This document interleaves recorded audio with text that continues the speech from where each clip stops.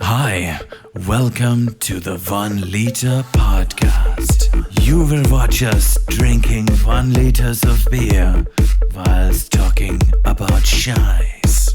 Please like and subscribe. Welcome to the 1 Liter.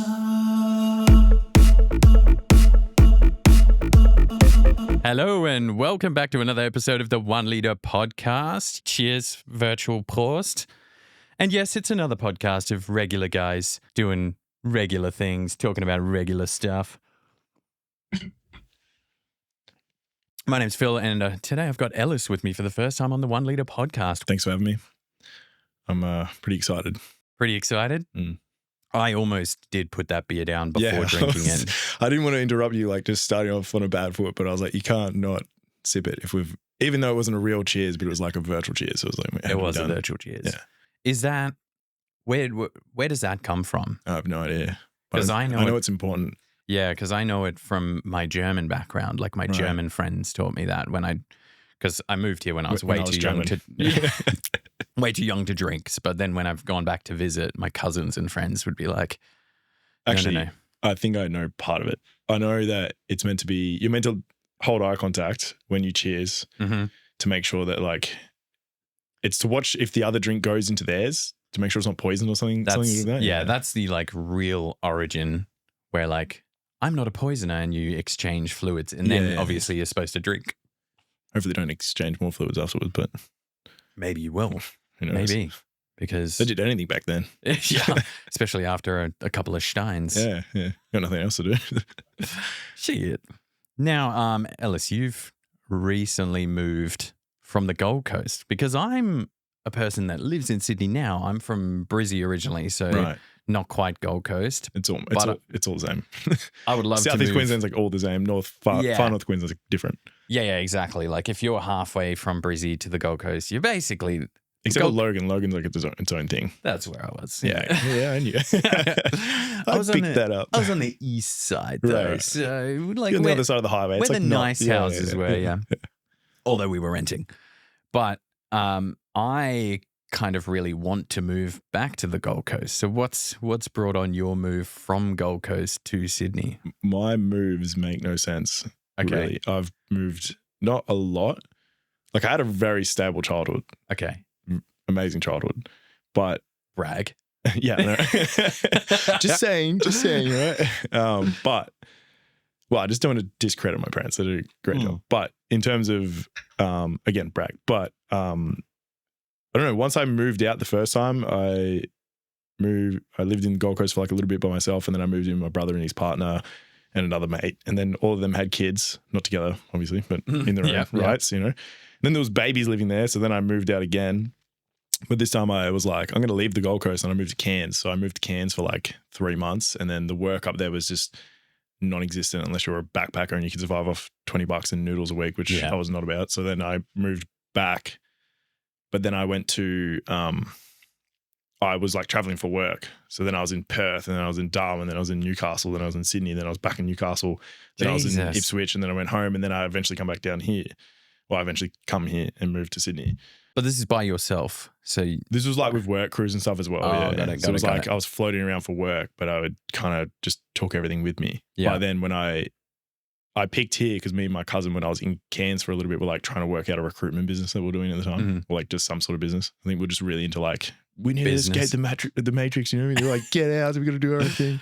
Had no idea what the fuck we were doing in recruitment. Had no idea what recruitment like was or how to do it. None of us had a background in it at all. But I was like, he had somehow got like the contracts to do it. And then eventually got to the point where I was like, this is messy while I'm away. We should move in together and try and make it like a business, make it real. So then I moved down here, and I have all my extended family down here. My parents are from this way.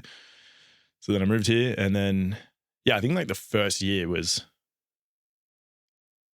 like it was very different to the Gold Coast. I suppose because I didn't have like full social friend group or anything here as well. But Did you go straight into another job here? Yeah, I moved into another job. Yeah. When I first moved here, I woke up at 4, I'd train, I'd like just could walk to my gym luckily, come home, I would do like 2 hours of recruitment, I'd go to work, I'd do Uber on the way home, and then do more recruitment. I did that for like 3 months straight, and then I was like, and then do Uber on the weekends Friday and Saturday nights.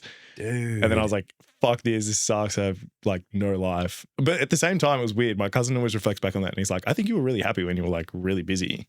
When Just you were really doing flat shit. out. Yeah, yeah. You Dude, didn't have, like, you too much are. time to think. You are that meme reel about the morning person. Yeah, you know, yeah. wake up at 3:45, do a workout. Journal and Yeah, ice bath journal, and shit. Yeah, meditate. Yeah. That was me at the Fucking time. hell. Yeah. But then I was gonna say comparing it to the Gold Coast, yeah, like it's definitely a different vibe here. But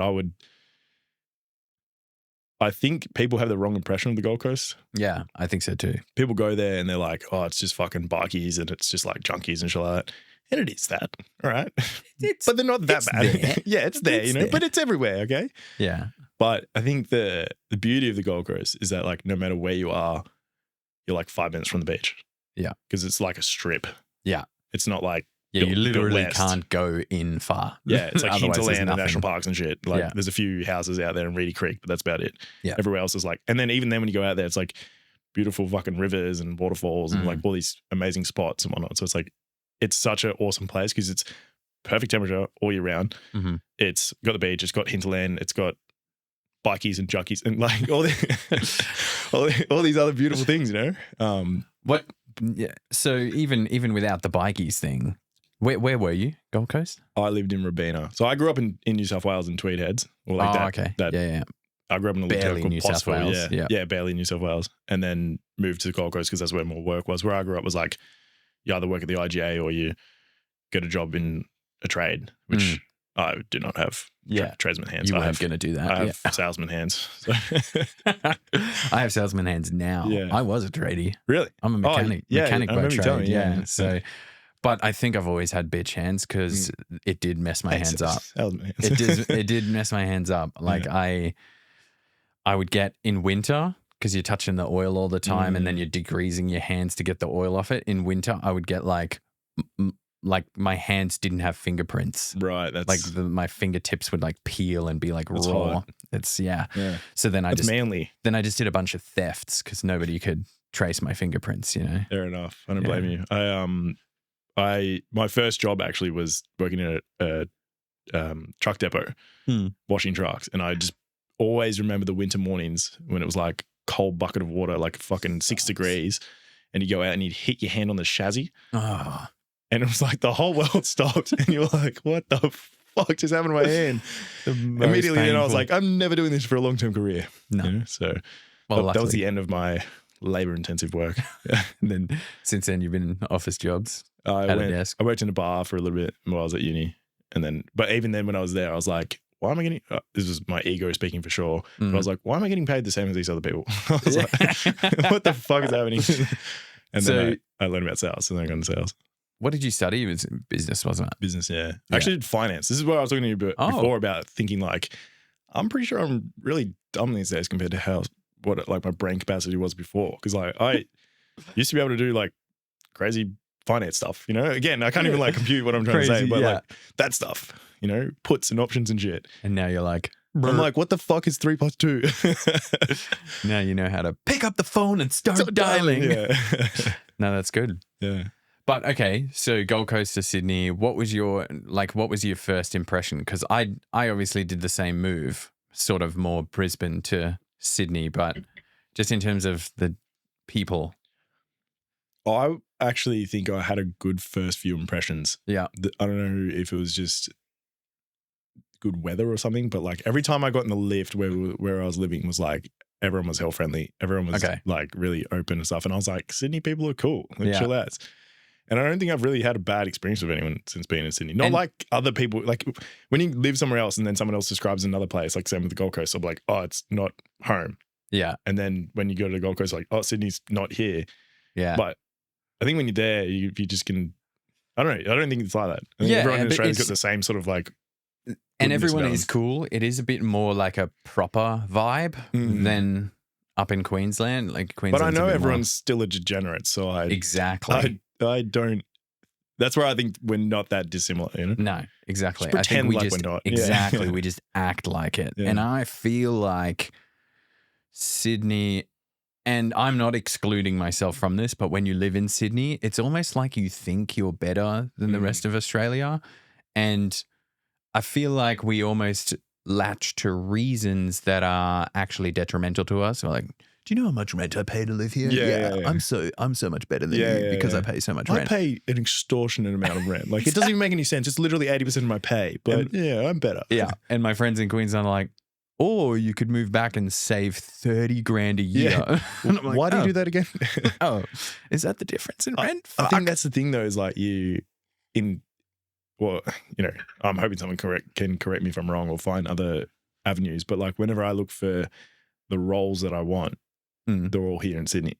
Yeah. And not even like in Melbourne or like Perth.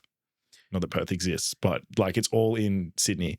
So then even if I wanted to have this same sort of work or like pay, I have to be here. Yeah. Until I get some sort of opportunity that's like fully remote from somewhere else. But at that point, I'd be moving overseas. Yeah. I feel like the opportunity wise, I feel like anything that is an international company is going to have their head office in Sydney. Yeah. Probably some in Melbourne, but maybe not in the industry, in the tech industry, for instance. There's only one I know of that's in Brisbane. And so a guy I used to what's work, that one? Let me write this down. A guy I used to work with in my old fundraising job, he left that and went into tech straight away. And then I just hadn't spoken to him for years. I just knew he was in tech. And then when I was interested in this role, can I say our company?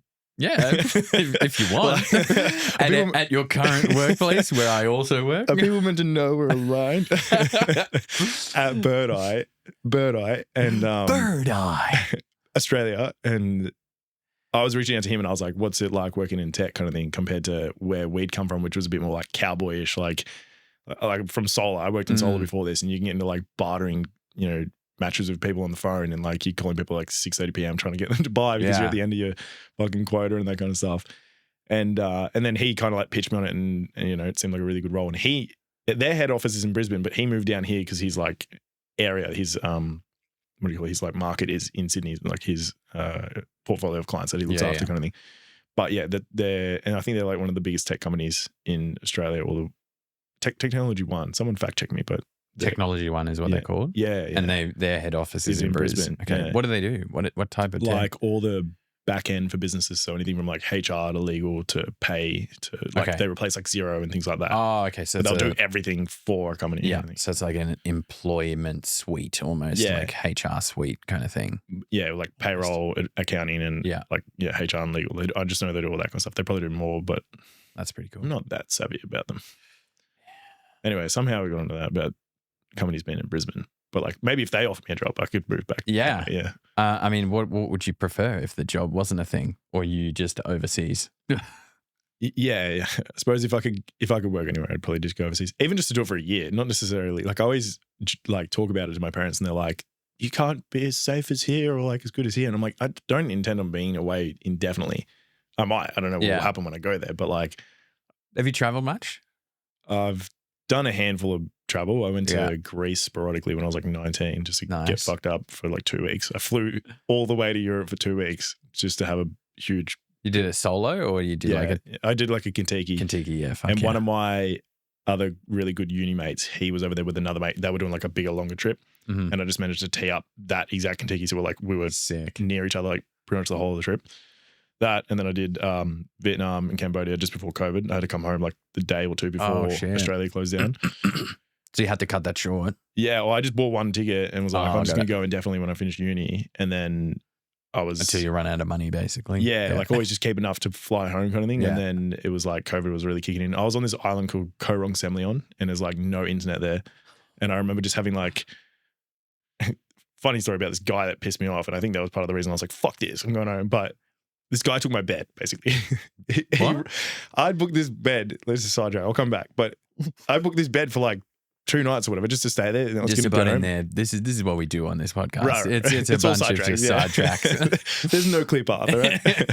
But I booked this room, or the bed, in like a 4-space hotel room. And then I just remember this guy rocked up, and I was like, didn't think anything of it, obviously, but he was there with the chick, and she was like, "This is your bed," and it was the bed I was in, and I was like, "Oh no, like this is mine. I have it for 2 nights and stuff." And she's like, "Oh no, that's his bed," and I was like, "No." I was like, "Unless you find me another bed, obviously, but this is mine." And then she was like, "Oh, well, come with me to the guy. We'll go get this sorted." So they left, and then I ran into him later that night, and I was like, "Oh, hey, bro, did you get your bed sorted? And he's like, no. And I was like, what do you mean no? And then he was like, I didn't. And I was like, oh my, I was like, come with me, we'll get it sorted. I go to the front desk and I was like, he needs to get his bed sorted. She's like, who? And I was like, and he was gone. Oh, you just I was failed. like, fuck this guy. I'm not helping you. So then I went back to the room, and then because it was so hot there in Cambodia, obviously, you know, wherever it is geographically near the equator. Yeah. Tropical. Equator or the other ones. Anyway, I'm just going to really emphasize this whole show about how dumb I look these days. These days, I used to be smart, but I'll make a trailer for this particular episode. I used to be smart. Just me, just derp. But anyway, and then I was like, fuck it, he can have that bed anyway. It's too hot to sleep in. And then I think I slept on a hammock. No, I did sleep on a hammock. I slept on a hammock the whole night, which sucked because you're like sitting like this, or your weight sits down your ass. So like the sorest fucking back. And then it was a nice sunrise though. That's all I remember. And there was a gecko there all night. But anyway, that, and then I was on this island, and then it was just like no internet, and I'd get like a trickle of data. It was like 30 missed calls from my mum, and she's like, "You need to get home, COVID, blah, blah, blah." And I was like, nah, it'll be fine. Don't worry about it. What were they doing there? Nothing? No, nothing. Because when I was in Vietnam, I was doing a teaching English course, and they'd shut down all the schools because of COVID. So then we had to go to Cambodia to finish the course for the practicals because Cambodia was still open. So I went to Cambodia and did the practicals, and then got to teach all these kids and that kind of stuff. And then I'd finished. So I did 1 week of actually traveling. And then when I got off this island, I was kind of like, oh, fuck it, I'll just come home and wait for it all to blow over. And then it was like 3.5 years later. It did not blow over. It took a long time to blow over. Fuck. Like, yeah. And then I finally went overseas again, went to Bali last year. So that was cool. Nice. And then New Zealand this year. Yeah, nice. So not a little bit, but anyway, yeah, I would eventually, like to live somewhere for a year, somewhere outside of Australia. Yeah. I only just went back to, in July, I went back to Europe, so England and Germany to see all family and stuff since before COVID. So the last time I was there was 2019. It's crazy. Yeah. So that's what a shit show COVID was. Let's not start on that. Yeah. Like even just the Queensland, New South Wales thing, because I was living here and my parents are there, and it was like the weirdest thing. Like you saw the things on the news in Tweed where they had literally the barricades on the street, and people were like celebrating birthdays and New Year's like on the border. Yeah. Just being like, oh, it's ridiculous. We can't come over, but I can spit in your face. Yeah. We literally had that because my dad has worked FIFO, and he was away for work and trapped in WA, and it was like if he left, he'd have to like not be able to get back in and blah, blah, blah. But then my mum was home by herself for like 6 months, and my brother just had his baby. So she'd not met the baby, and it was like all this whole thing about like you can't even meet at the border at the start and everything. And then eventually they were just like, whatever, fuck it. And then people were doing it anyway. And I, for ages, was like, no, Mum, I can't cross. I didn't want to. I was like, I'm not going to like risk it and stuff. And then I got a girlfriend that lived in Ballina somehow, like across the border. And then I was like, how did you do that? I don't know. Illegal activities. Yeah. And then I was like, I'm going to cross the border. What a criminal. Yeah. What an absolute criminal, right? Piece of shit. And then, and then I got to the, but the whole time in Queensland, everything was like normal. It was completely open. It was like 3 days of lockdown or something. It was like two of them. And I think when that happened, we went on a road trip for work and left the local council area that it was happening in anyway. So, but that's why they were so strict about letting people in, because they're like, no, we're fine. We're doing all Everything's right. open. Yeah. Keep those Sydney people out of here. You know. What about that bus? Did you hear about that bus of like, I think they came from Melbourne and they drove all the way up through Australia, and then they got to the border, and I think the guy had, I think they must have had another car or something, and one of them had like all the bags in the car and no people, and then the cops were like, what the hell's going on here? And then somehow they figured it out, and then it was like this big bus of like all these people that were like sneaking across the border and everything. So they were just walking, and then the bus was going to take all their or luggage. something like that. Yeah. Smart. Should have put a big sheet over it. Well, my dad owns a big piece of land. It's like rural so like no phone reception, nothing. Right. Okay, cool. In northern New South Wales. So he would have to drive down. Or inland? Inland. So it's in line with Ballina, but it's like past Casino. Oh, okay. Fine. And then there's another, Tabulum is the closest little town. And then it's like rural, and we got like 20 acres out there. Oh, cool. But he was trying to like do shit there. Like he's building like a little mini house kind of thing. Yeah. So that was a bit of a cluster, just trying to be like, okay, like he's got a property there, so he could actually, I think he could get a permit. Right. Or like even just driving to like Coolangatta because Anywhere. Yeah, because Yeah. you have to go. The highway border. goes Yeah, into yeah, New yeah. South Wales and then back out. But I think they were okay with that because there's no exit or on ramp in the New South Wales section. Yeah. What's that like? I can't even remember the actual highway because Oh, I think I just stupid. avoided it because we just always go to like, I think it's Duckett Street or something in Tweedheads. It was like one of the main areas that was like, they had the cement blocks there. Oh, God. But you could easily just walk through. Yeah. I remember the first time I went there, I was like, oh, it's sketching out and shit. And there's like people just crossing with a surfboard. Yeah, exactly. Just like, whatever. There's better swell down here. Yeah. I'm just going. It's fine. Yeah. No, I drove up one time and we had to get the permits and everything.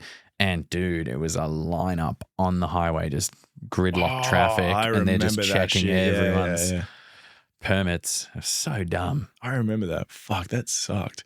Isn't it crazy how you can just like, just deleted. Yeah. That didn't exist. 3 years. Like insanity how it was. Like, Oh fucking- man.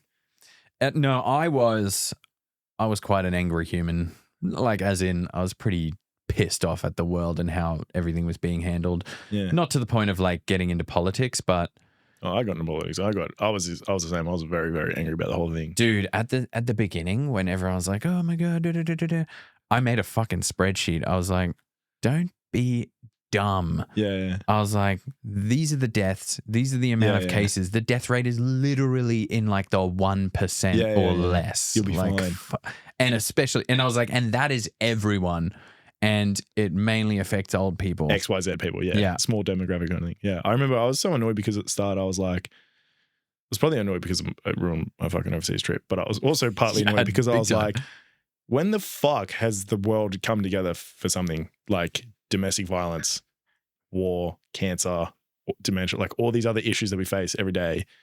And like, we've never ever just gone, stop, we're going to figure this one thing out. Yeah.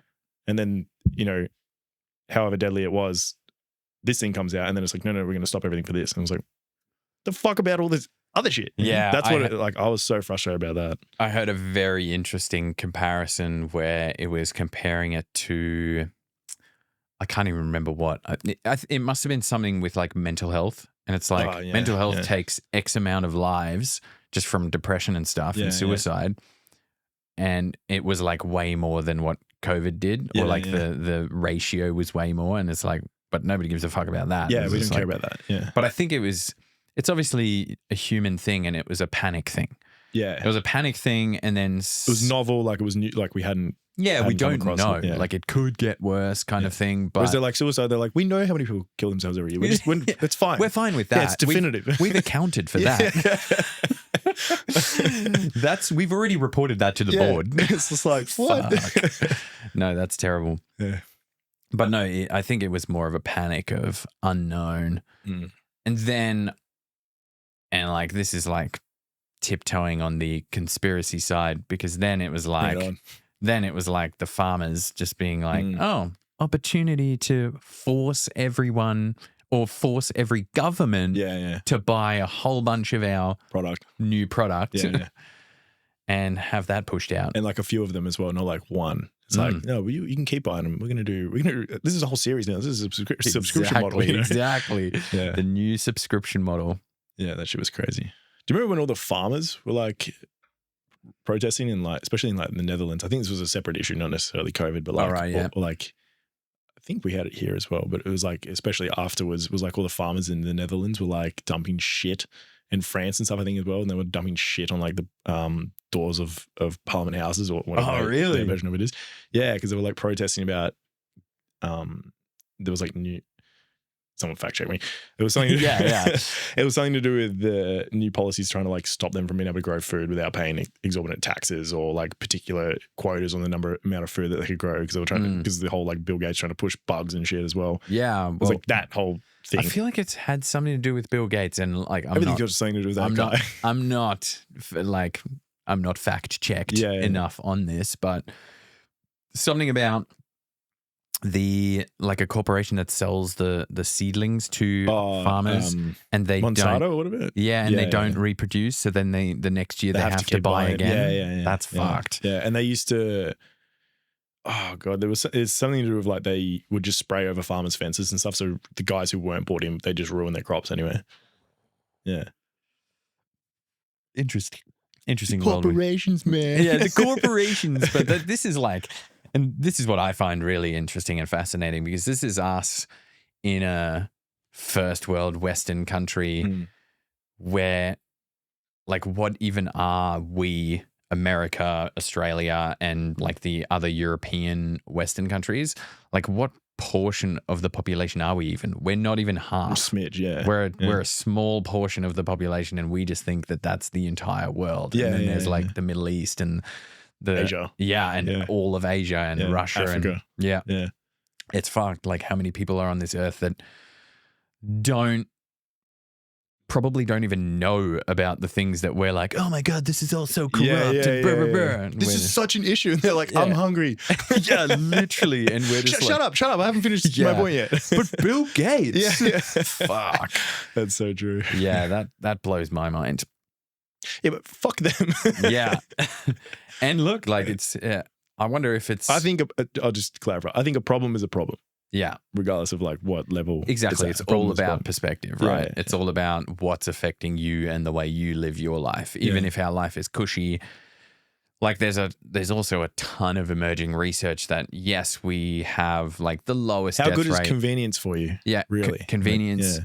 But like we have the lowest death rate and we live such comfortable lives, but yet it's like we're like super unfulfilled. In ratio to that, we are the most unfulfilled that we've ever been in history. Yeah. Like we feel useless. That's what I mean. Like, how good is convenience? Like, is it really serving you, or is it fucking taking everything away from you? Exactly. Yeah. Like, how useful are you Snippet feeling? That sounded smart. Yeah.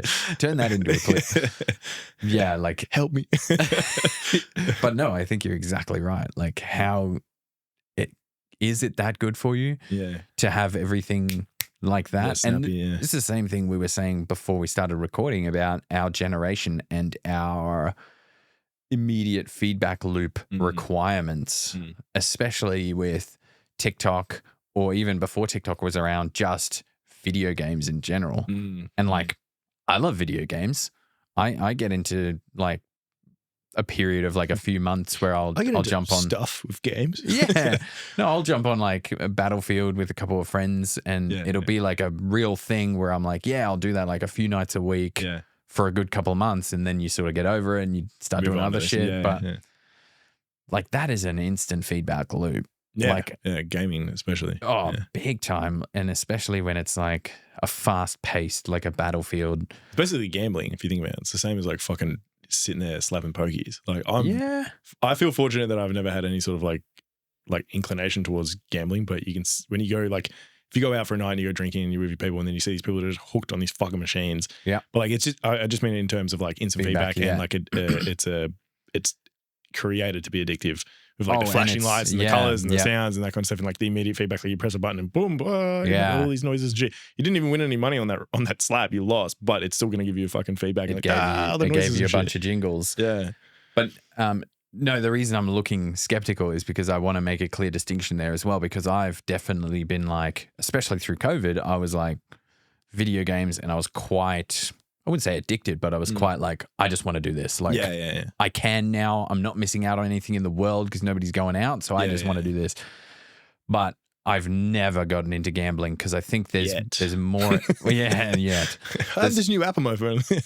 The closest I've gotten is like having mates that were like, oh, we're going to start day trading and shit. That was like, but to me, it wasn't like a thrill. It was more stress. To me, it was like, oh my God, I could lose this money. I hate this. Yeah. So like, I've never gone into gambling because I feel like there's more at stake. But I think for those types of personalities, that is the whole thrill. Like, they're like, oh my God, I could win a bunch of money.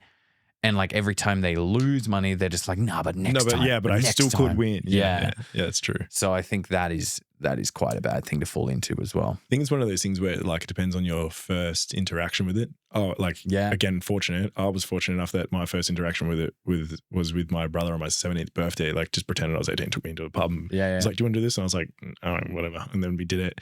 And like it was like $5, $10. Like, nothing happened. And I was like, this is fucking boring. Why the hell would we do that? So like, we could have bought another beer with this. And I think that now whenever when I was like 18, 19, 20 and like your mates would go out and a few of them would go out and want to have a slap and stuff. And then it was like, why the fuck are we spending 50, $100, $200, $300 on this when we could buy anything else for $300? Like what are we doing with this money? Yeah. So, I think it depends like how it starts, you know, some of those first interactions with it can really determine how addictive or how you see it. What path you go down. Exactly. If you're introduced to it by someone that's like, it's really fun and this is what we do. And then you're like, oh, this is fun. And then you get addicted. But if it's something where. Maybe it's also expectations because maybe someone tells you it's like really fun and hell good. And then you don't win. And then your expectations weren't met and you're like, oh, that was a disappointment. You know, when like someone recommends a movie and then the movie's shit. And then you're like, well, I'm fucking never watching that movie again. But like, if they didn't tell you about it and you just watched it without any expectations, maybe it was better. Yeah. That is a real thing, right? Yeah. That is like an expectation bias or something where it's like if you promise something and then don't deliver, the disappointment is far worse than if you'd never promised it in the first place. And that's like, I think I saw that maybe it was a Peterson thing.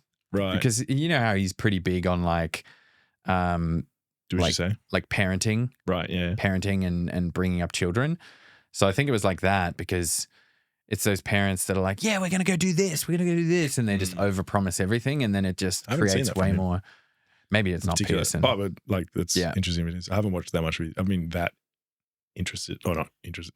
Yeah, I've been that into Peterson for a while now. Well, yeah, okay. It's funny that you say. Not for pushback, but just like there's other people that have kind of like taken priority compared to him in my I'll say it because I was very much on his side when he started booming and I was like, this guy. Oh, same. Exactly great. Why I liked him, yeah. This guy's fantastic. Yeah. And recently, do you know that he did an interview with Elon Musk? No. I know he did it. I didn't watch it. I don't think many people did. And I started watching it and I had to stop after like 5 or 10 minutes. Tell me why. Peterson was being weird, man. Like too deep? No, not even deep. He was just. It was like touching his leg? No, it was like a strange dynamic because I think Peterson went in to talk to Elon with an expectation that Elon was going to disagree with a bunch of shit, and he was like armed to argue. It's like the entire time he's trying to argue. He's like done a full 180 and become Kathy, whatever her name was. The chick that first interviewed him made him pop off. Do you remember that? Yeah, that was a great interview. I was like, oh, you slayed her. Yeah. But this was like he wanted to argue, and he would just be like, no, but and then keep interrupting, and Elon was like. Elon was being like himself where he just like takes a while to answer and has like silences and then is like, no, I don't think it's, and he was just like real pushy. And I was like, this is weird to watch. It's uncomfortable. Maybe someone cloned him. Maybe. Maybe it's not the real Peterson. Maybe it's Biden. Wearing his skin. They've just put him in a nice suit. There was way too much energy for it to be Biden. Too many actual words. He wasn't falling asleep, so it can't have been Biden. No, but that was really uncomfortable to watch. Right. Oh, I might have to try it. Yeah, because just one day when I want to like challenge myself, I'll just watch that. Yeah, because if it was good, I feel like it would have been clipped. Because that's a really interesting thing. Two really interesting people, but I think it just went really bad, and they were like, "Oh, we can't clip this." Like, this, just pretend that it happened. Yeah, exactly. So I don't know what's going on with him. I haven't seen anything. I think of I him. kind of fell out from him because he was like too deep on everything. It was like everything was like the 8th layer deep, and I was just like, I can't fucking follow this, bro. Like, I like again with it me looking dumb, but I was just like, this is too many layers. You know, I like the deep, but I think because I read 2 of his books, I think. Listened to, sorry, not read. But for me, it was too much towards the religious now. So like he's really pushing that part. And I'm like, that's. I found to a degree religion through him. Yeah. He was a big part of like me being interested in higher power and pushing away from like nihilism or like atheism and that kind of stuff. Big part of it was to me, and especially in the first book, I was like, this is really great because he's mainly talking about the practical applications for life. Yeah, practical and just the values of religion. Yeah. Rather than like, yes, there is God and there is this and that, but it was like more there's like a benefit to it. Yeah, if you take it the right way. Yeah. Exactly. So that's what I really got into. But then after that, I think it just got a bit too much. Like he's pushing it too hard. And I was like, okay, yeah, I'm Russell off that. Brand's gone like full. Has he? Yeah, like he's Catholic. He fully got baptized and everything. And like now every post he posts is something to do with God. Really? Yeah. I find that Go back so to the interesting. conspiracy theories. Yeah. Was he conspiracy theorist? He went like deep on it. Yeah. He was very interesting for a period of time as well. That's interesting to me because that's like a He's had like a crazy change. Yeah. From like full blown fucking druggie. I think he used to live on the streets at one point. Like he was Really? bad, and then he got into like acting. I don't know if he did comedy, but like acting obviously heavily, like some sort of like artist creative side of him. And then now he's gone into like a political commentator, step back viewing everything, and has quite a large following. And then now has moved into his spiritual, maybe thinks he's dying soon or something. But he's like moving into his connection with God. I which find is that great. so interesting though. Yeah. Like the fact that he went from like really conspiracy to then it's almost like, and I don't want this to sound like an insult to religious people because like that's totally fine with me, but I feel like it's more people seeking something, like seeking answers to things. And then they find that and it's like it does give you answers. It's like, okay, I can feel okay with doing this because, and a lot of it, I started reading this book and it got a bit too much, but it's called, I think it's called Mortality. I'll have to find out, but it's a book about why he basically ties everything that humans do back to the fact that we can't deal with our own mortality. Right. So for instance, religion, and I believe the religion part, because how did that even come about? Is it just because we don't know what's going to happen after we die and our brains cannot handle that? And they're like, what the fuck? We need some sort of answer. We need something to believe, right? So that we can feel at ease and be like, okay, it's fine. Because it's like incomprehensible to actually think that nothing happens afterwards. It's incomprehensible for our brains. Because it's funny though, because like before you're born though, you almost, all of us kind of accept that nothing happened before you were born. But because it's not you technically were dead. But because it's not impending, it's like coming closer and you're moving away from it. You don't like, no one really dives into that. No. We're concerned about what happens after, but everyone's like, yeah, but you just weren't around before, so don't worry about that. Yeah. But the pending death is like, that's the scary thing I need answered. I don't care about what happened before, but I just need this thing answered because it's like, it's going to happen. Yeah. Yeah. It's a guarantee, which is the scary part, right? Yeah. Death and taxes, apparently. Yeah. Fuck taxes. Depends on the country, right? Yeah. Or how rich you are, apparently. Where are those tax breaks? Yeah, like it's an absolute guarantee and our brains cannot comprehend. It's a strange thing. Pretty unfathomable. Yeah. Death. Yeah. Yeah. And that's why religion, and that's why completely different from religion, but psychedelics, people feel like they're tapping into that realm of like, okay, there's something else out there and we're going to join this higher power and energy and blah, blah, blah. Yeah. That's probably closer to what I believe, but we still have no idea. Yeah. The closest thing and the most interesting thing to me is like the near-death experiences. And I think, I can't remember. Go on. Yeah, I can't remember who it was that I listened to, but I listened to a whole podcast about someone that literally researches. And the interesting thing is that they're always the same, no matter where the people are in the world, no matter what religion, no matter what they believe. Background and stuff, yeah. It's always the same because people are like, oh, it's just bias. Like if you believe that this is going to happen, you'll wake up and when you almost die, your brain's going to release a bunch of shit. And sorry, are you saying near death or people that actually die and then come back? Yeah, they still call that. I feel like they still call that a near death, but yeah, they actually die and come back. Yeah. Right. Okay. So, but sorry, is that including people who almost die, or is it only the people who have died and then come back? No, died and come back. Right. Died and come back. Sorry. And to clarify, what's the commonality then? So there's very common themes, but it's always a sense of either they see a light and they see relatives that are dead and have actual conversations, or even to the point where they leave their bodies and have out-of-body experiences that can be verified. So like, things happen and then they're in a hospital, they leave their body, they go down the hall and they see things that were happening at that time that they could not possibly have seen while they were in the hospital bed. Do you want my pushback? What? Maybe though, like you've watched enough movies and enough things to understand that like if you were body, you'd probably get taken to a hospital and moved down a corridor and then end up in a room. And let's say then when you wake up, someone's like, you lost a leg. And they're like, yeah, I remember seeing them like amputate my leg. I do think that as well, because I think, and again, I haven't researched this, and I think I mentioned this. I think I mentioned this on another podcast, but I feel like that our brain sometimes, probably does it a lot of the time, but creates things in retrospect. Yeah. That we think is a memory. Yesterday, my cousin brought this up about how there's like they call it the mall study or something. And a bunch of people, when they were like kids or something, got lost in a mall. Yeah. And then there was like a subgroup of them that they kind of like edited the story and like were like, oh, do you remember when this happened? Do you remember when this happened? And they're like, yeah, I do remember that. And then people would even add to it. Right. And then would like change their memory of it. Create memories that weren't even there. Yeah, it didn't happen. Yeah. So the part that I mean about verifying is, for instance, so you're in a hospital bed, you're obviously conscious, but you're dying. They then technically die. They leave their body. They're floating through this hallway. And then they're like, oh, I actually saw my cousin there. And it was weird. He was talking to this person saying like X, Y, Z.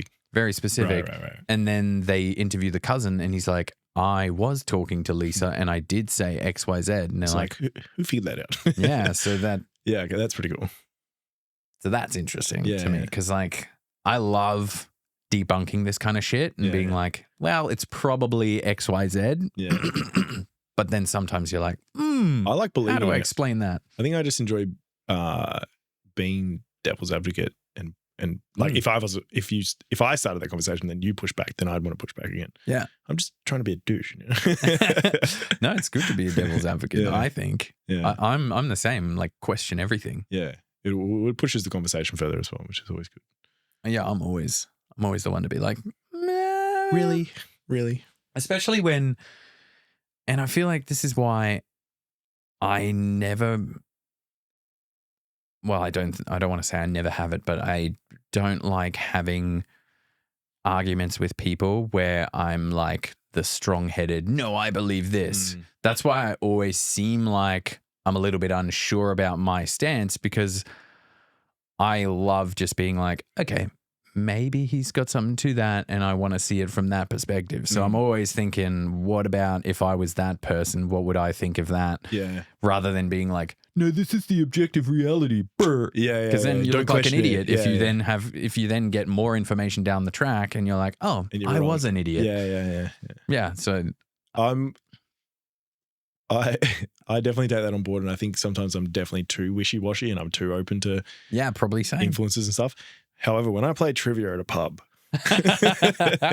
then you know you're right. And I'll be wrong every time. It's the funniest thing to ever watch, because for some reason the people that are on the team with me absolutely like believe and take my word for certainty. Like it's hilarious. The amount of times I play trivia and there's a question come up and I'm like adamant. I'm like, it's fucking that one. I know it. Like I just did this the other day. It's that one. And I'll get like 5 in a row wrong and I'll keep doing the same thing. I don't change. And they keep believing me. I'm like, you guys are the definition of stupid, because you keep seeing the same thing happen and you just don't know, you're not changing. You're expecting different results. For some reason, in particular, trivia at a pub, I'm so adamant about my answers and I'm wrong. So like there's sometimes I'll have a game and I'll just like nail it. I do really well. Yeah. But I think that's an exception, not the rule. But there's other times that I'll play it. That's brilliant though. Yeah. It's quite fun watching crowds work with me. You know, they're just like, they're like, well, he knows. And then I don't know. Yeah. That's great though, because like, imagine if I ran a church. But it's like, that'd be sick. But it's like trivia at a pub, low stakes. I'd have those private plans everywhere, you know? Yeah. Low stakes. Low stakes. Yeah. Low stakes. That's kind of, I suppose, is like, it's like right or wrong, I don't give a fuck. Like it's pub trivia, who cares? Although the meat raffle would be good. Yeah, if you did win. Yeah. I do often think about like how even in science, like new discoveries or even history or we could even throw religion in there, but all of that stuff is just someone with enough confidence saying, I've done the research, this is what I found, and this is what I believe, and this is what is true. And then everyone else goes, he's done the research. Oh my God. Yeah. And even if that gets disproven in 10 years, Yeah. Like at the time. He was right at the time. Yeah. At the time, that was the latest information. And then that's fact. It's kind of funny that with like being correct is like, Being confident about it. well, it doesn't have to be definitive forever. That guy was right with the bearing information. Yep. I don't know if bearing was the right word then, but with the information provided, he was right. He wasn't actually wrong. It was just like when there was more information provided, it was like, oh, okay, that was wrong. Yeah. It was the latest information. Yeah. But we're seeing this more and more with this, like this being the information age. We've got so much access to so much information quickly. Yeah. And now it's coming out. And I just find it hilarious, the lack of repercussions. Oh, like we find out like the whole food pyramid was a lie done by corporations and everyone's like, was that the Chris Williams one? I think so, but I've heard this multiple times Right, because like I listened to this the other day. It was it was like cigarette companies or something bought all the food companies, and then they were the ones that proposed the food pyramid because they owned all the companies that had like wheat and like that majority of food or whatever the food pyramid was. And I think they're like stop eating meat and stuff, like eat all the crap that we can sell you. Yeah. And apparently the whole and add all the additives and the addictive stuff to it. Yeah. And the sugar industry was a big part of that apparently. But that cigarettes are good for you. Smoke more cigarettes. This the other day at work, I was like, bring back cigarettes. I was like, if they stop taxing them so much, the people who are now smoking crack could probably afford the cigarettes and stop smoking crack. Or the ones that are just completely addicted to vapes would just switch back to durries. Cigarettes. And then they'll go outside and we don't have to breathe in their vapes if you don't vape. I think they'd still keep vaping because of the convenience, the fact that they don't have to go far. Yeah, overly convenient. They can just sneakily do it on a plane. Yeah, literally anywhere. Nobody would know. But you can do it around kids if you want. Blow it on the smoke, blow it on the face. It was vapor. It was nothing. Yeah. But it's baffling to me that there's so little repercussion for this stuff. It's you mean like the misinformation thing? Yeah. Like the food pyramid. We all just went, that's so shocking. What's on TV? Yeah. What's like next? Nobody gives a shit. And I'm like, holy fuck. Yeah. There's no consequence. Because it's like you're unable to like quantify the damage, like the damage that was done, but then like to bear that against like the positive that may have been done potentially, who knows, whatever. But it's like, it was this thing that happened. Move on. Like it's new information now. That was yesterday. Move on. Like that. Can't you see that the obesity rate went down? Oh, wait, it didn't. Yeah. It actually got way worse. Actually, yeah. Oh, okay. Yeah. Weird how that correlated. Who built that pyramid? That was a pyramid scheme. Yeah. Literally. The best definition of a pyramid scheme. Yeah, literally. That's funny. I also love the concept of pyramid schemes. And I'm pretty sure it was invented by the aliens too. Aliens? Yeah. You know, like the pyramids. Oh, yeah. How they were built by aliens. Yeah. Have you heard the theory about giants? It's a weird one. Go on. Yeah.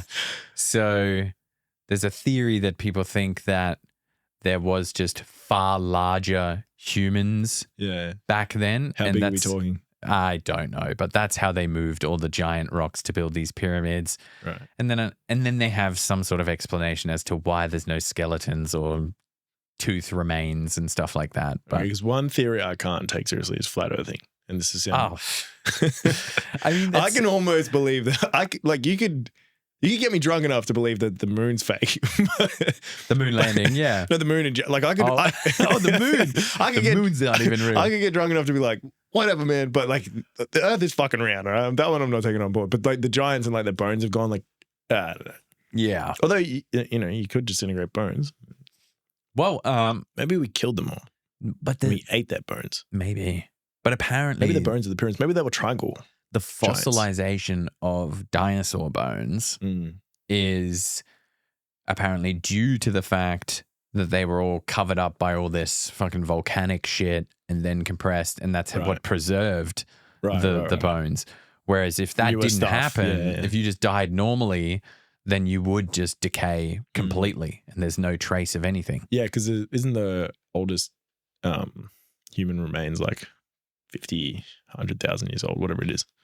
Probably. Might be older. I don't know. But like, I'm imagining that they didn't find a fully well-preserved skeleton. It was like a bone. Yeah. Or a handful of bones or something. Yeah. And then those time estimates. Like a couple thousand years ago. They could be so off. Yeah. Really with history, it's like, I think we mentioned it before, it's like, when you're talking about the fact thing, like this is a fact that we know of the evidence available and that kind of stuff. It's changing. Like all of history is just like literally like that person at that time was just like, yeah, this is probably what happened, or this is what did happen, or like It was their theory. I don't want people to know that I had this loss or this, thing that I'm insecure about. I'm just going to write how I want it to be. Mm-hmm. And then that's the thing that gets passed on and whatnot. And then it's altered and touched up and everything as well. So like the people that believe that maybe they told so-and-so, yeah, these were built like years and years and years, like tens of thousands of years ago. And then whoever was like writing the history books was like, well, that just sounds ridiculous. Let's just say it was built last week. Yeah, dude. Like, and then that's the thing that gets handed down. It's like, oh my God, it's like proof it was like last week. And it was just like, yeah, but fucking who said that guy at that time was no better than we are now? We're all full of shit. We all fucking make things up. We're all degenerates and we're all like humans. We're all faulty. That's why, Adam and Eve happened because, we suck. We're faulty. We make shit up. But I think it was even worse. And this is one of my rogue theories. And I've never even Googled this, but. And I'm not gonna. This is my own theory and I'm sticking to it. But like you hear about all this fucking 2,000 years ago, this person, an angel came down and spoke to him, or like they see all these beings. And nowadays, that doesn't happen that often. Yeah. But back then. It's because we're on our phones. Yeah, but also back then, there wasn't much clean water. Mm. That's the start point. What happened when there was not much clean water? People invented alcohol. Mm. They drank a lot of alcohol all the time because it was cleaner than water. Yeah. And who knows what else they were fucking eating that wasn't a classified drug yet. If they were eating psilocybin or mushrooms from here, there, everywhere. Just an apple a day, man. Yeah. What about, did you hear, I heard this on Joe Rogan years ago, but it was like something to do with the Greeks and how they come up with like a lot of democracy and stuff was because their wine was like getting leaked by a psychedelic. Oh, there was like some sort of psychedelic in like where they stored their wine or like the moss. It might have been something as simple as like mold or whatever, but it was like leaking into their wine and like causing psychedelics, and that's how they reckon they come up with democracy and like all their Greek gods and stuff. That's wild. Or like the theory of even just evolution. We're just monkeys that found mushrooms and then our brains just expanded and we're like, oh my God, consciousness. Because like we think we're figuring everything out right now. But like I started reading meditation. No, it was someone. The book's called The Case Against Reality. So it's like I can't remember his name. Something Hoffman, and he talks about like objective reality and like what even is objective reality, because every piece of reality in evolutionary history, creatures are designed to see reality in terms of what is going to make me survive and what can make me reproduce. So that is our own image of reality. Right. So like, does objective reality even exist? Like it's a real trippy book where he even questions like, if you put an apple on the table and then you turn around and nobody's looking at it, does the apple even exist anymore? Like that's how much he questions. So Schrodinger. Yeah. So who knows? It's pretty funny. What about, oh, that made me think of something and now it's gone. And it's gone. God damn it. It's the beer. The beer did that. That's what it does. I'm blame that guy over there. Yeah, well, okay. You're getting there. Before I was concerned about your lack of beer consumption. I was giving you a head start. No, there was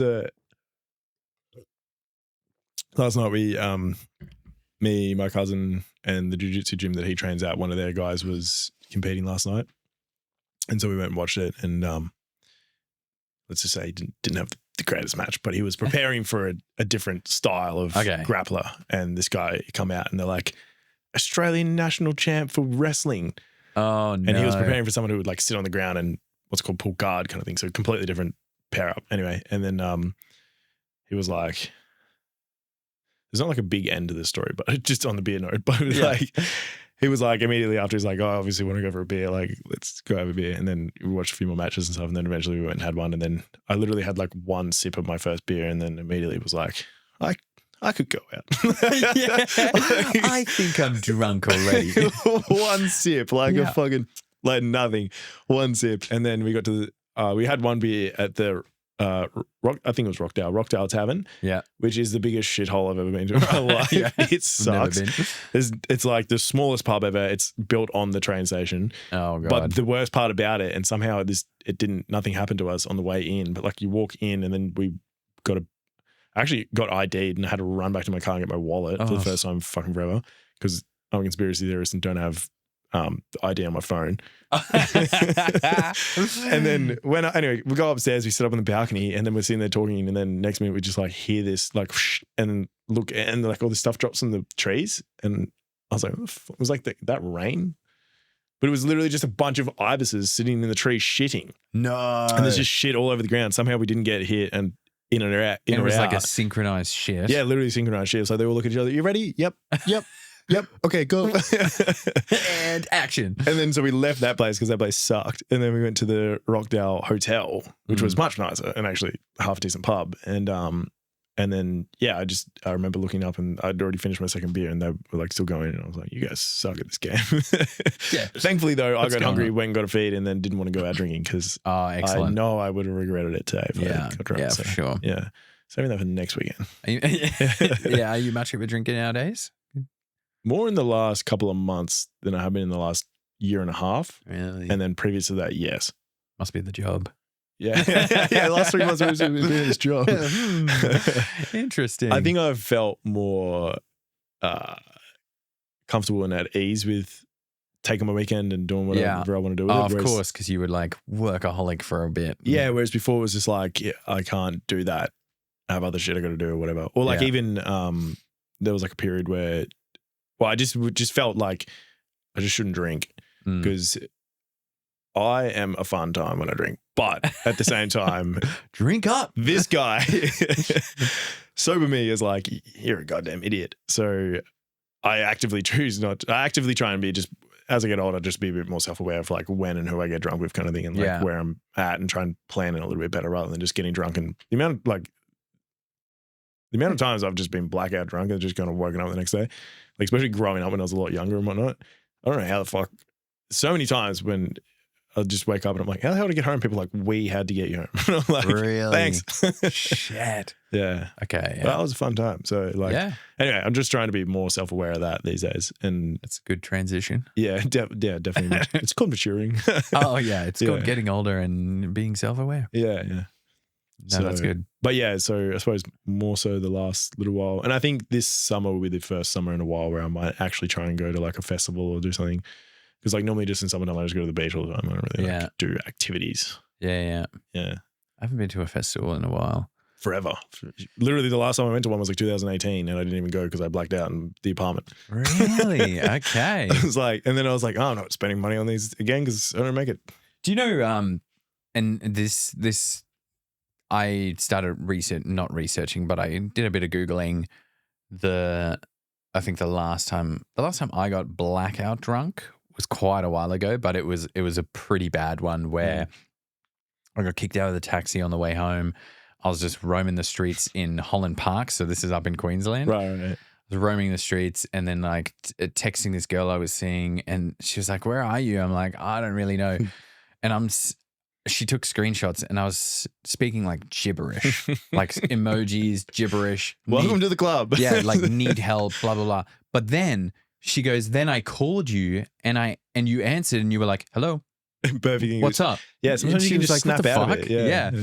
But I don't remember any of that. And then they went out driving to try and look for me and I just kept walking and then my phone dies. So they had no way of contacting me. I walked to this servo, sat there for probably a good hour. The guy like made me a coffee and stuff and I was like, I need to get home somehow. And then eventually a taxi pulled Luckily, it wasn't in Europe because they have beers there. Yeah. But eventually a taxi pulled into the servo and I was like, hey, can you take me home? Like my phone's flat. And I must have not had I must have been paying for everything with my phone. I'm like, my phone's flat, but I swear to you, man, I will get home, I'll run inside and I will pay you. My card is in my home. And he believed me. And because I opened my wallet, I'm like, I've got $20. I'll give you that now, but I'll promise you I'll pay the rest. And then he drove me home and it was good guy. Yeah, it was like 4:30 a.m. Because there's a lot of taxi drivers who wouldn't do that. Nah, no way. So that was the last time. And then I started Googling And apparently a lot of the blackout drunk, obviously it happens to different people. So it depends how you handle your alcohol. But it's also the rate of drinking, apparently. Yeah. So if you drink a whole bunch in like an hour versus that same amount. I think it like builds up. Yeah. And then it kind of skyrockets. So the rate of consumption and that night, it was one of my mates' bucks, but I had to work that day. It was a Saturday night. It was selling cars. So worked that day, rocked up late. They were all pretty half drunk already. So they're like, you got to catch up. Yeah. Shot this, boom. And then, like we got to the first, it was a titty bar. And I was like, nice. Yeah, I'll buy a bottle of Grey Goose and mixers, whatever. Put it on my card. And then that was about it. That was all I remember, really. Was that bar. It happens. Yeah. To the best of us, yeah. So yours more commonly. I haven't had that much because I fucking hate it. I hate waking up and going, oh God, what did I do? Talking about feedback loops I think the issue is that like there was never any consequences. It was like it was always when I was young enough to not get hangovers. Yeah. And like I never did anything wrong enough or dumb enough or like I'm not like a rude drunk or anything. I'm kind of like that's good. Flamboyant's the wrong word. Kind of like a boisterous drunk. Fun. Yeah, drunk, just right? like having a good time. I'll just ramble and talk random shit and banter and I'll have jokes in my head that are funny for me. Like I'll be playing my own games. Maybe the other drunk crowd will find them funny. Yeah. But like never did anything wrong enough or whatever to like warrant getting a stern talking to other than from my parents maybe being like, like one day, something could happen. And I'm like, yeah, but nothing did happen. Did I die? Yeah, literally. But like, I think it wasn't even like external people telling me that it's bad. It was just more me being like, I hate that. That's called maturity. You're just more mature than me. I think I was just way too concerned about like, what the fuck did I do? Even though I am also not a crazy drunk or like, I'm not at all aggressive or anything, but I'm just, I'm just like, probably also fun, but for instance, that night after my already blackout, like I have snippets, obviously, but when I was already totally gone, I told everyone, oh, we're going to, did you ever go out much in Brisbane? I might not. There was like Fridays, Riverside. It was like on the river there, but rings a bell. I was like, we're going there because I knew the DJ and I'd done a couple of gigs there before. Yeah. And I was like, we're going there. The buck didn't even have his ID and I got the entire group in for free. No. Like that's how like functional I was. And this is at the point where I don't remember. Right. They were all like, oh, we thought you were fine. Like you led us to this pub, got us all in. And so you got him in without his ID? Yeah. Oh, right. Sorry. I thought you were saying you got everyone in except for him. And I got everyone in. Right, so like I was that functional. I was just chatting to chatting to the security guard downstairs. I'm like, yo, man, I know the DJ. Like, it's fine. Obviously, name dropped. And he's like, oh, cool. Yeah. Sweet. That guy. We all love that guy. Go on. So, yeah. That's funny. I was like, so I'm still quite capable, but just the memory card's not there. You know? Sometimes I can just like, sober up. Like, this is try and keep this as professional as I can, but it's like, it's not that bad, really. I just got, when I was in Vietnam, I just got held drunk in this one place. It was some fucking backpacker bar or whatever. And I basically blacked out. And I think I was spewing up in the bathroom. Whatever. Well, whatever. I get more concerned when it's like overseas and especially when it's not like a first world country kind of thing. I think for me, I'm just like, literally it's the whole, I didn't die, but like there's nothing I can do about it now other than not do that again.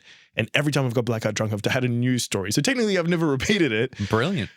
But it's like, there's no point me beating myself up too much about it kind of thing. But anyway, I got blackout drunk in this place and this, this random Aussie dude who just was there, whatever, helped me, got me up kind of thing. And he was like, let's go. Someone needs to look after you kind of thing. Yeah.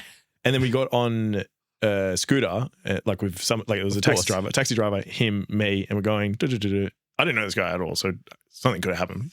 Three of you on the scooter, yeah. This guy just took me back to his place, literally gave me like place to sleep for the night, had a shower and that kind of stuff. Like I'd sobered up at this point, and had a place to crash and whatnot, so that was good because I couldn't remember where the fuck I was staying or anything. Wow. And gave me money the next day to get back home. Literally pinned me out to some degree. But anyway, the point was like, I was obviously pretty messy And then when we got to the place, though, he paid the taxi driver, and then the taxi driver was like, no, that's not enough or whatever, and was like bickering back and forth. And they were getting an argument. And then this like cop come over, and then they were both trying to like argue with us and fight us and stuff. And I remember I just sobered up, and I was like, and I pushed this cop, and then we just ran inside into like, they had like a compound where they were staying, and then we just like, and he didn't care. He was like, whatever, like, let's go. And then we just went in, and then apparently the guy was out there banging till like 4 a.m, being like, come outside.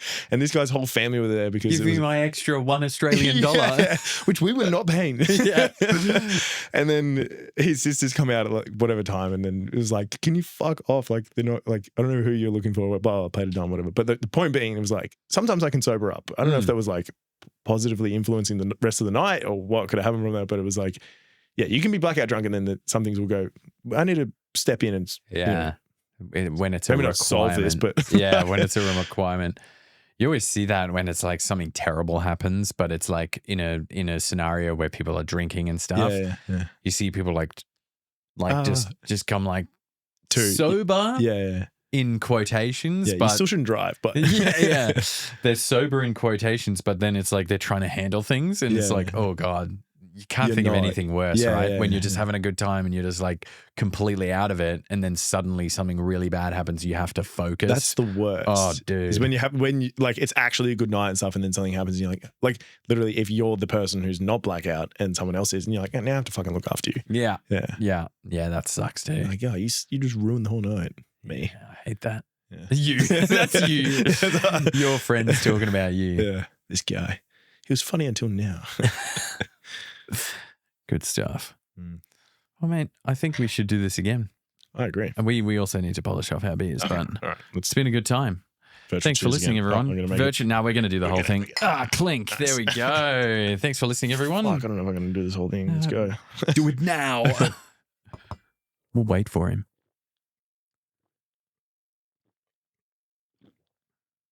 Oh, I can hear that. Oh, it's dribbling. It was pretty pathetic speed, but I completed the task, so it's okay. Well done. Thanks for listening, everyone.